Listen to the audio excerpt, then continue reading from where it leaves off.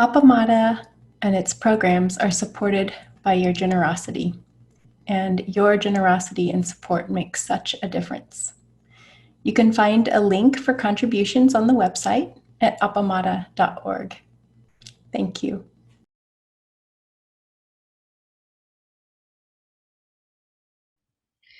So, good morning, everyone.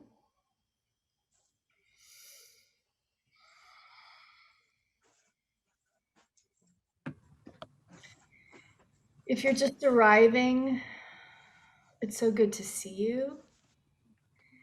And I invite us to just take 3 intentional breaths. No rush. We'll wait for Mirren to get here. And I see Olivia is here from New Mexico, though she's not on camera yet, and Richie all the way in Scotland. And let's take an inhale and exhale through your mouth.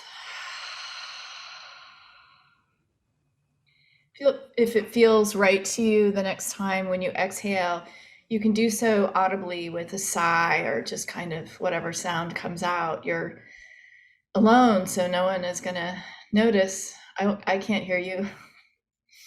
So inhaling again deeply.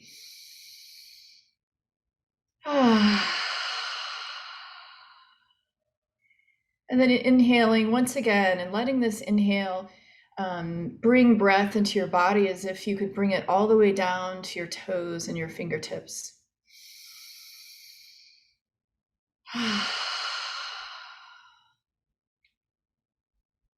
Thank you. So my title for today's talk is Setting Our Intention as We Re-Enter the World.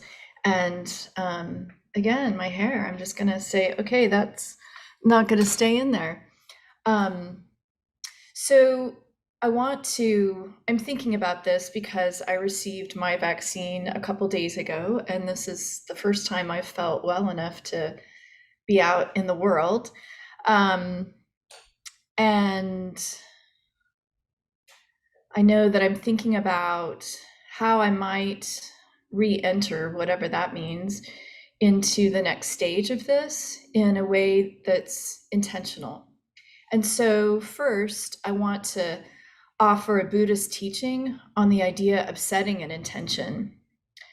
And so this is a story from the Pali Canon, and it's from a sutra which its Pali name I couldn't even attempt to pronounce without it being laughable. But the translation means 2 sorts of thinking, like 2 ways to think about things. And here is the sutra, basically. I have heard that on one occasion, the Blessed One was staying at Savatthi in Jeddah's grove. There he addressed the monks. Monks, he said. Yes, Lord, the monks replied. The Blessed One said, monks, before my self-awakening, when I was still just an unawakened bodhisattva, the thought occurred to me, why don't I divide my thinking into 2 sorts? And so basically the Buddha is saying, back when I was still searching, like maybe you and I was an ordinary guy, but I was on a path of practice. I thought I would notice my thoughts, and I would actually divide them into 2 kinds of thoughts. And so he goes on to say, so I made thinking imbued with, and keeping in mind he's a monk, he uses the translation, the English word that I'm about to include in this list is sensuality. And I just want to say sensuality is wonderful. There's nothing wrong with sensuality. I'm guessing that as a monk, for him to have maybe sexual thoughts as opposed to sensual thoughts was inappropriate. But let's go with this translation, but assume, please, that having a sensual embodied life is wonderful. And having sensual thoughts is also mighty okay. But this is how the translation reads. So, he says, the Buddha says, before he's awakened, I made thinking imbued with sensuality, thinking imbued with ill will, and thinking imbued with harmfulness, one sort of thoughts. So you could kind of say a bunch of bad things. And thinking imbued with renunciation, giving up things, and also giving up ways of being, habits of being.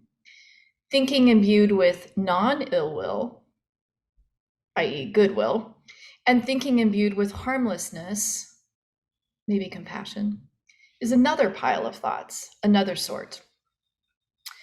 First, he would notice that thinking imbued with sensuality or ill will or harmfulness has arisen in me, and that leads to my own affliction, or to the affliction of others, or to the affliction of both.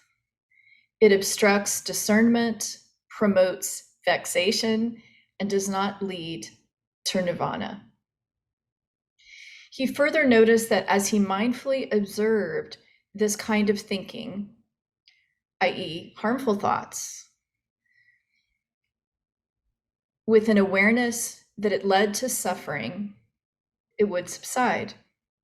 And so basically, this is our practice, right? To notice, to be aware of our thoughts and see how what we think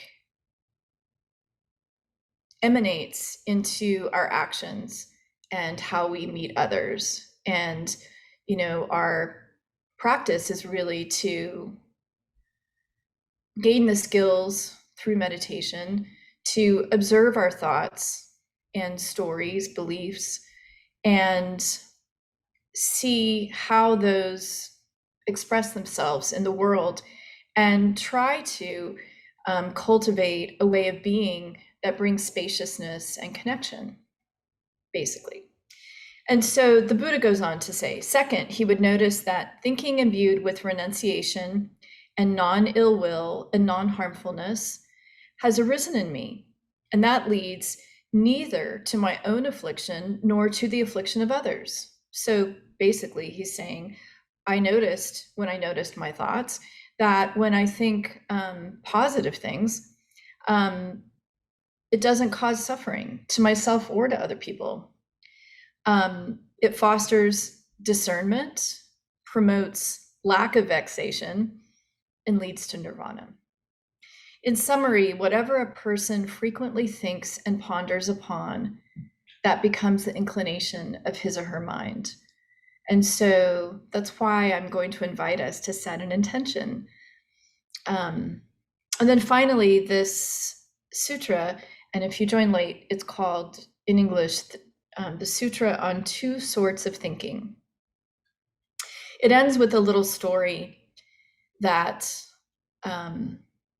I'll include because I think there are ways in which these teachings become sort of like head games, intellectual exercises. But I want us to remember that the Buddha and the monks that he was speaking to, they were people. They were people living their lives in their human bodies. And so this story speaks to that. It's very brief. So he ends the sutra saying, just as in the last month of the hot season, that would be August, I'm guessing, when all the crops have been gathered into the village, a cowherd would look after his or her cows. While resting under the shade of a tree or out in the open, he or she simply keeps himself or herself mindful of those cows. In the same way, I simply kept myself mindful of those mental qualities. And so yesterday, when I was preparing this talk on the couch, when I was recovering from my vaccine and talking to my husband, I was like, the only problem with this story is I bet most people that I'm going to talk to have never watched those cows. Has anyone had the experience of being responsible for watching some cows or goats or other? You have, Becky. And Darcy, of course, you live in the country. Okay, well, maybe later you can speak to that. But I'm guessing for the rest of it might be something like watching your kids. They're outside playing. You're keeping an eye on them. And if you don't have kids, it might be like looking after something you're cooking. You're not standing right there cooking it, but you're kind of in the next room. You're, keeping track of like, let's make sure it doesn't boil over. There's plenty of water in the pan, etc. Or it might be like my husband yesterday, noticing that the lawn needs mowing. It's not something that you're looking at every minute, but you're kind of noticing, oh yeah, it rained another day. In a couple days, we may need to look at. So just that example, that metaphor of how we watch our thoughts is, I think, useful because there is a way of being very attentive and yet not hovering. I think especially the example with kids, but also the example with cooking, that there's the saying, a watch pot never boils. And you do have that sense if you're sort of hovering. And so that way of watching your thoughts from a little bit of distance, there's no need to stand right next to the cows to watch them. You can see them just fine from a distance, but when one starts wandering, perhaps you get up or make a noise to call the cow back. And so I put together a group of questions for us to consider together, first internally on some paper. And they fall into 3 categories of relationships. The first questions will be about your relationship with yourself. And the second group will be about your relationship with friends and family. And I include within that, of course, chosen family.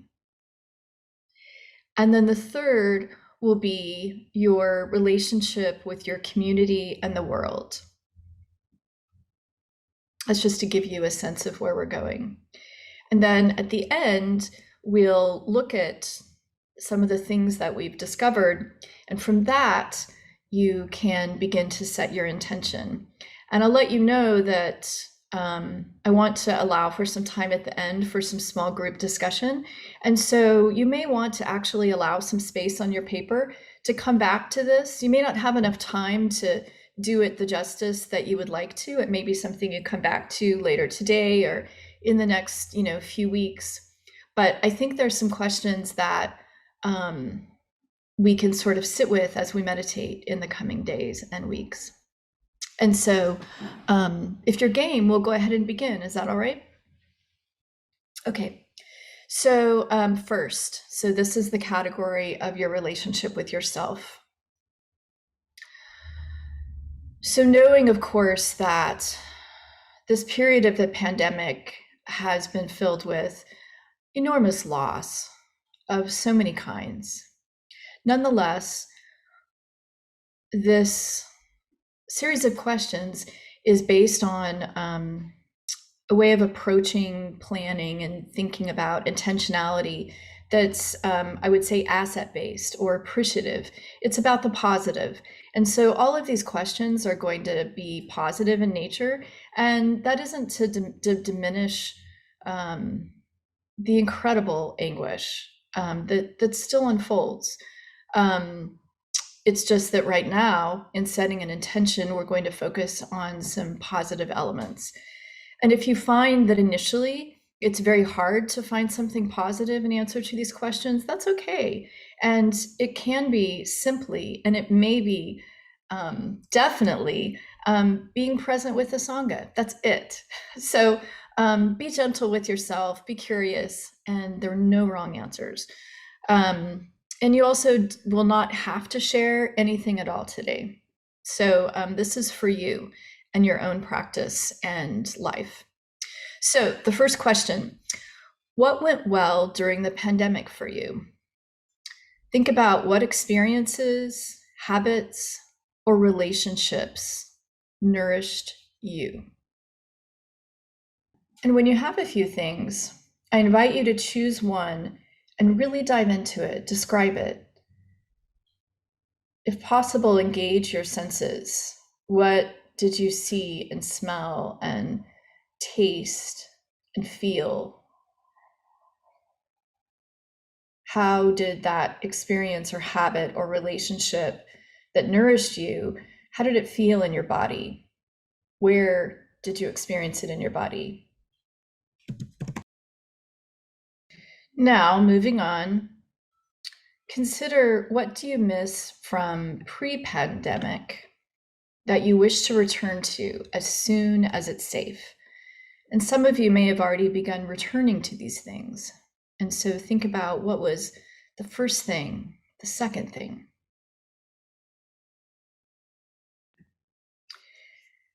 Now, choose one of those things that you missed from the pre-pandemic that you want in your life again as soon as it's safe, and describe it briefly. So I'm going to invite you to move on to the second category of questions, which is relationships between yourself and your friends and family or chosen family. Similarly, what went well with these relationships during the pandemic? I know for some people, what went well is they didn't have to see certain problematic family members. That's okay. It can be anything. What went well with friends and family or chosen family? And what experiences, habits, or relationships nourished you during the pandemic? And similarly, dive into one of those. Doesn't matter which one. You don't even have to choose the most important one. Just choose one and describe it. And that can just be a few words. Again, tapping into the senses in the body, maybe where you were, how it felt, what surprised you, what you remember, what was nourishing. And continuing, what or whom do you miss from pre-pandemic in that category of friends and family and chosen family that you can't wait to return to as soon as it's safe? And again, when you think about the things that you've just written down, the activities or experiences, people, places that you miss from pre-pandemic that you wish to return to as soon as it's safe, choose an example and describe it. And you can describe a memory of, or a fantasy, sort of what would be the perfect reconnection with friends, family, and chosen family. And with that, experiences that are close. And we're going to move on. You can leave space if you have more thoughts that you think you might want to add later. The third category of relationships is your community and the world. So similarly, what went well with your relationships with your community where you live and with the larger community or communities that you're part of across the world? What experiences, habits, or relationships nourished you? One thing that's quite amazing about this pandemic is that in the most strange way, it brought people from all over the world together, and many of you are here right now.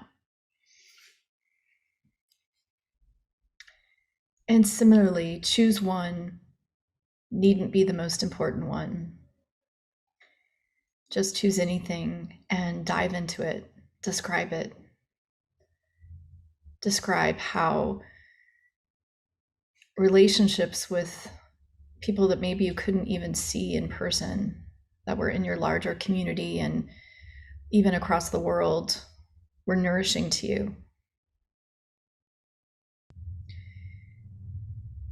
Remember to include something about your senses and how remembering this experience, you remember how it felt in your body to be nourished in this way.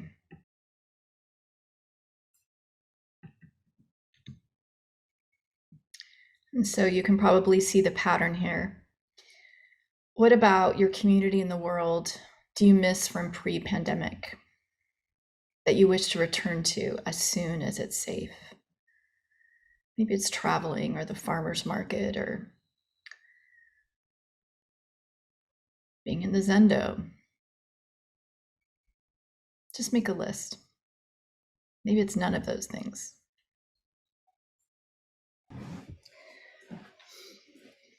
Now, you may not be ready to move on, and that's okay. You can come back on your own time, but we're going to move on so that we can get to the intention part. So the next thing is to go back to the first group of answers, the ones about your relationship with yourself, and look that over and just circle or jot down 1 to 3 things or more that you can offer yourself as you re-enter the world. So looking at the experiences, habits, and relationships that nourished you during the pandemic, and also the things that you miss from pre-pandemic. What of these things can you offer yourself as we re-enter the world? And then return to the second group of answers. What are 1 to 3 things that you can offer your friends and family as you re-enter the world? When you look at those things that went well with these relationships during the pandemic, what do you want to carry forward? And when you think about the people that are close to you that you miss from pre-pandemic, what intention do you have with regard to those relationships and experiences?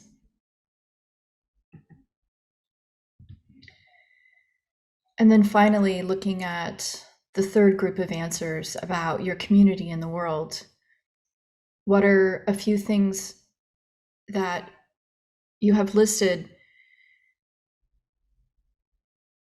that you would like to offer your community in the world as you re-enter this new phase of the pandemic?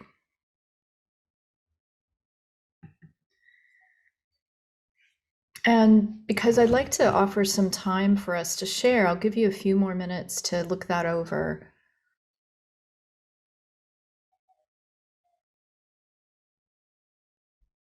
And when you feel completed enough for now, I wonder if you would, on your reaction button, send me a I was going to say a heads up, a thumbs up or a heart, or if you're not sure how to do that, just wave.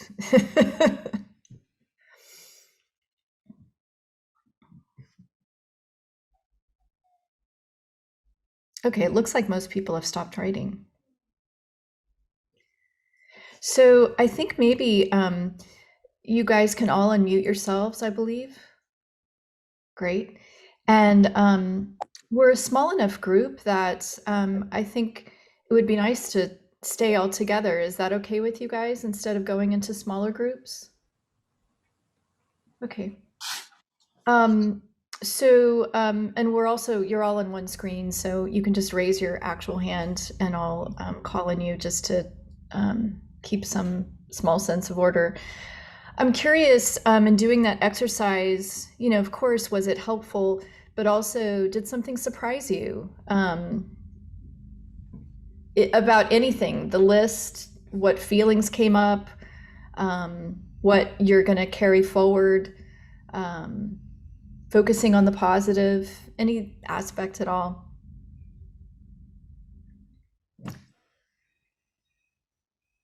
Yeah, Carolyn.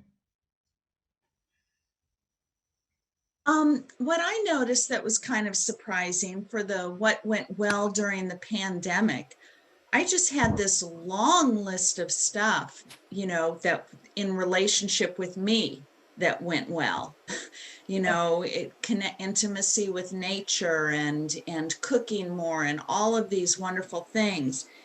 But then when it came to the other two categories, that was not the case, and so that was just interesting to me that the positives really all came in, or the majority of them came in the relationship with self category versus with family, friends, community, etc.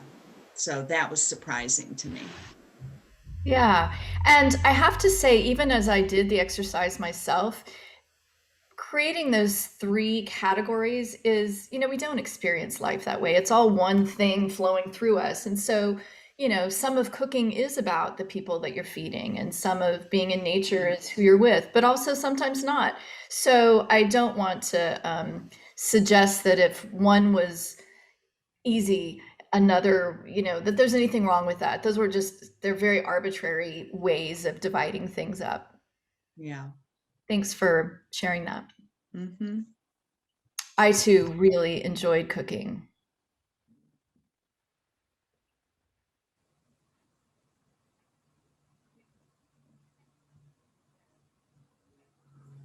Um, Yeah, Monica. it surprised me a little. Well, on the surface, of course, very thankful for you for bringing up this topic because it has been on my mind. But to literally, I like lists, to literally separate some categories and write them down, I just was more and more appreciative as I went through the exercise. Just so grateful to be able to sort of look at this because I've just been in a big muddle thinking about what do I want to choose to re-enter or let go of, or so this was so helpful, and I just want to tell you that I'm just so grateful. I wonder, is there anything that you want to share from your list, especially maybe from the second and third categories? Um, Well, in the so for me, chosen family is important, and something that I actually I made sure it happened even during the pandemic is a really good friend in Dallas made it where I still went physically was with her because I realized how important she is in my life and how important that was. And even though, legally or whatever, we shouldn't have been as close as we were, but I didn't care. It was just, it was just so heartfelt. And that sustained me a lot through mhm. this time. Um, and a little surprised on the community. Not, of course, Abamada's on there getting to be in the Zendo and things, and actually Austin Justice Committee Coalition, just getting more involved with that. How that's really something I want to continue. And I was just surprised that was the top on the list at the start. That's just Yeah, right now. yeah, that's helpful. Yeah. Um, yeah, thank you. Oh, one more. And I love to exercise. I always have. I have no problem doing it alone, but I really miss going to the Y and being with these other active seniors exercising. So I can't wait to do that. Oh, good. Becky and Rosemary, I saw your hands at the same time. So, Becky, do you want to go ahead? Sure. For me, one of the things that I am aware of is that post-pandemic may not look very much different in my life than during the pandemic.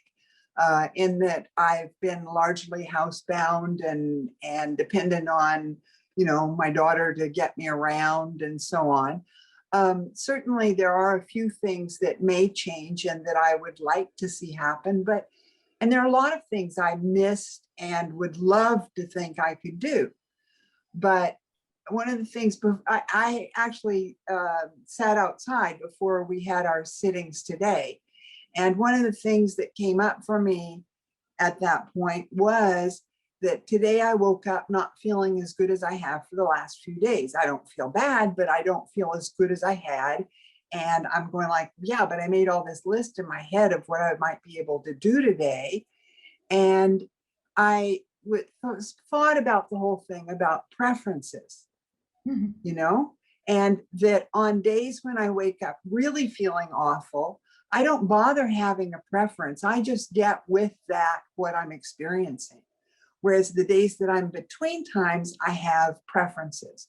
So in relationship to this discussion, it was very clear to me today is that my intent is to accept what is possible, whichever way any of that goes at any time. And that's the only intent I feel safe to making as intent. And that's the way I'm going to approach it, because, you know, it may or may not any given day or altogether. And that when I just accept that, then I have a much richer life, whichever way it goes. So that's sort of what I was doing with my whole list and so on. And one of the things that felt just exactly right, and I didn't hesitate for a minute, is when it was family and friends. Sangha is one that I listed there, absolutely. I mean, you know, it's one of the ones that if I had the choice to be in person with you all, I'd do that, but not if everybody else couldn't be too. Because you're all part of it. And so, yeah, and it really is, it's somewhere way bigger. And then the other part that I have preferences, but have also felt very enriched by during this time, is the opportunity to interact with people all over the world about issues of anti-racism, about other kinds of oppressions that are present in ways that we felt we had addressed at some point in our societal growth and personal growth, and that we find there's so much deeper about that. And I'd love to be out there with huge numbers of people saying, this is too important. In public, I would like to be able to stand in public witness to my beliefs. They're going to have to be a little more contained, I think, but that's one that I really noticed as a big one for me. Well, you just did stand in witness of them. And you also reminded us that while chronic illness and physical pain are not anything that we would want to wish on anyone, when we meet them, at least with this practice, they're such wise teachers. And so you reminded us of some really good lessons that you have been forced to be the student of. So thank you for that. Rosemary? Yeah, so first of all, thank you, because I think this is, for me, it's going to be the beginning of a deeper inquiry into all of these questions. But the thing that surprised me was one of the things I missed was, I'm going to get a little emotional, was visiting my brother. He's in California. I'm in New Jersey. It's pretty much a once-a-year visit. And yeah, that really, I mean, I knew that I missed him, but I didn't know how much. So thank you. Yeah, visiting my brother, hopefully next month, is high on my list. Wonderful. Anyone else want to share something? Yeah, Claudine, and then Kim. Oh, sorry.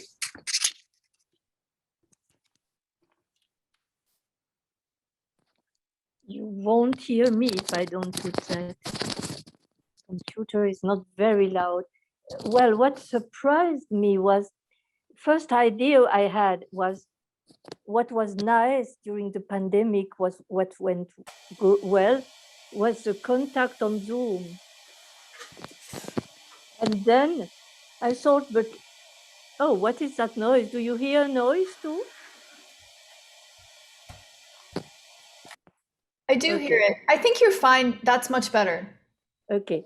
And then I thought, but contact on Zoom is not relation with myself. That's funny what I've written here. And then I realized that, well, it was like if you have the letter Y, you know, and I was really at the crossroad when the pandemic began. I could have stayed with myself, or I could have pushed myself to open, to reach to people, and I'm rather shy, and I have not always a very good opinion on myself. And that was a problem with English as well. And it was really a very rich year because I began with England, and where I was very welcomed, and it was a great pleasure. Then I came to you, and it went on, and I even managed to engage myself for helping for some things, and I was so pleased that I made all these steps, and I realized that it had been a change in me thanks to this pandemic. And naturally, in the third question, the relationship I could really have with all the people I met was real for me. I mean, I've the feeling to know some of you from breakout rooms, from different groups where I am, and so. And it's always a pleasure and a joy, I mean, more than a pleasure even. But I hadn't realized the progress I had to do, and that I did, and I'm very thankful indeed. And my intention, and I never thought of that, and I just decided now, my intention is to go on with all this contact, and also to open to contacts here in my country, and to find or to initiate groups of people here. And it's breathtaking, but I think it's a good intention. Thank you very much. It is. Thank you. And yeah, so many of you who are far away, this pandemic would not have been the same without you. I'm thinking of Maria and Richie and you, Claudine, and you, Olivia. So Kim, go ahead, and then we might need to wind up just for time.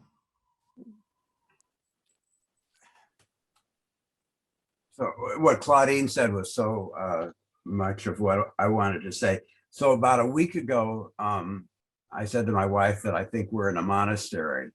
And I was thinking then that the monastery was just in our house. You know, and she does tea ceremony about 18 hours a day.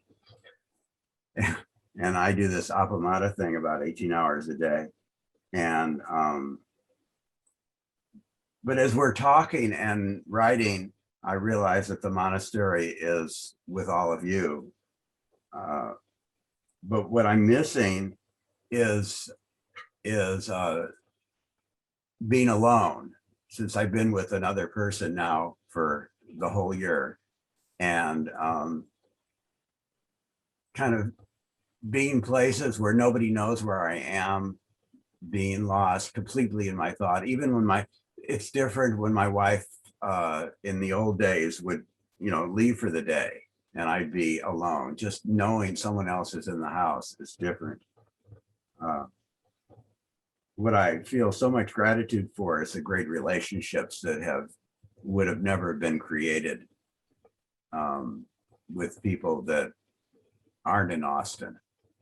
So that's been really special. And what I've enjoyed most with the head student gig is the teas, having tea one-to-one with people. So if we haven't had tea, I hope you'll sign up to do that. But I've really enjoyed that most. And I've also really enjoyed sticking with one koan and having it occupy my life. And just today found a completely different reading of it. And so that's always fun. Thank you. Thank you, Kim. I really hate to not be able to hear from everyone, but I also feel like I want to honor our time. The service is very brief. Is there anyone else who feels like they would really love to be heard and contribute or have a different point of view to offer? Yeah, Olivia and then Darcy. Good morning. Out of my bin came the word ease. That's not me, usually. But I believe it. It came out for some reason. More like, instead of so compelled and so on time and so untasked and so regimented, I started to just have more ease about this has to be done and it will be done. So I'm going to work a little more on that thought. Thank you. Thank you, Olivia. That is, I am not sure that what I devised was successful, or maybe it was, in that it called that forth, but what you are offering is a quality of being. And I think that is so much of what this experience has forced us to. We've had to change the quality of how we be, right? And so thank you for that. And since I only know you through Zoom, I just had to laugh because I only have experienced you as someone of ease, of such enormous ease. So Really? thank you. Darcy. So that was very interesting. What Kim said, that he'd missed that experience of being alone. For me, the pandemic has given me a huge gift of being able to be alone. You know, I live out in the country and I can go out into the fields and the woods and be by myself. And it has been a rapturous time for me. Just I so needed this, and I allowed it because so many of my other sort of activities, responsibilities fell away. And even when I'm in the house, I have good amounts of time to myself because my husband's out, you know, doing his work outside. And it was hugely important to me. And the other point I want to make with that is that some of the things that happened for me was a stepping back from not only certain activities, but certain relationships, which was, I appreciate, Robin, your challenging us to set intentions about things, because some of those, of course, all of us had to step back from relationships, which some, it was difficult stepping, and some for me, it was a relief because of my not trying to please or taking on things that I didn't want or need to be doing. And so, but the intention part is what I'm really focusing on now. Is it's not just a stepping back, but the re-entering for me is setting intentions about these people who I actually really do care about, that I've stepped back from, but stepping back in with a different way of looking at it and a different way of being with them. So that's what I wanted to say. Thank you. Thank you for that. Just wow. I hope everyone wrote down a snippet of that, because I think that too is so key as we re-enter, is how do we want to be with others, and what boundaries do we want to set, and what ways do we want to really open our hearts and be available and vulnerable, and what ways do we know that we're best served by keeping some boundaries that are protective. We're going to wind up now, even though I long to hear from all of you who I haven't heard from. So we'll go ahead and do the service briefly. And I'm so glad that you were here today. And of course, this was recorded. Yes, it is being recorded.